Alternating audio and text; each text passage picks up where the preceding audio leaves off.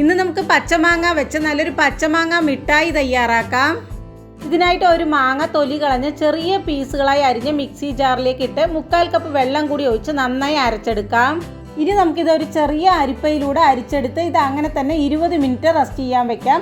അപ്പോൾ ഇതുപോലെ ജ്യൂസ് മുകളിലും തരികൾ അടിയിലുമായി കിട്ടും.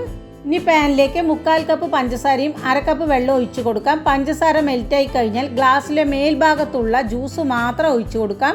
കൂടെ ഒരു പിഞ്ച് സാൾട്ടും വേണമെങ്കിൽ മാത്രം 2 തുള്ളി കളറും ചേർത്ത് കൊടുക്കാം.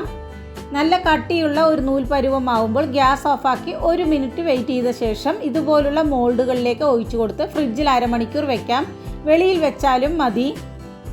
അപ്പോൾ നമ്മുടെ മിഠായികളെല്ലാം നന്നായി സെറ്റായി കിട്ടിയിട്ടുണ്ട്. അങ്ങനെ വളരെ എളുപ്പത്തിൽ തന്നെ നമ്മുടെ കുട്ടികൾക്ക് വീട്ടിൽ തന്നെ ഇതുപോലുള്ള മിഠായികൾ തയ്യാറാക്കി കൊടുക്കാവുന്നതാണ്. കളറൊന്നും ചേർക്കേണ്ടതില്ല. അപ്പോൾ ഈ വീഡിയോ ഇഷ്ടമായ ലൈക്ക്, സബ്സ്ക്രൈബ് ചെയ്യുക. Thank you.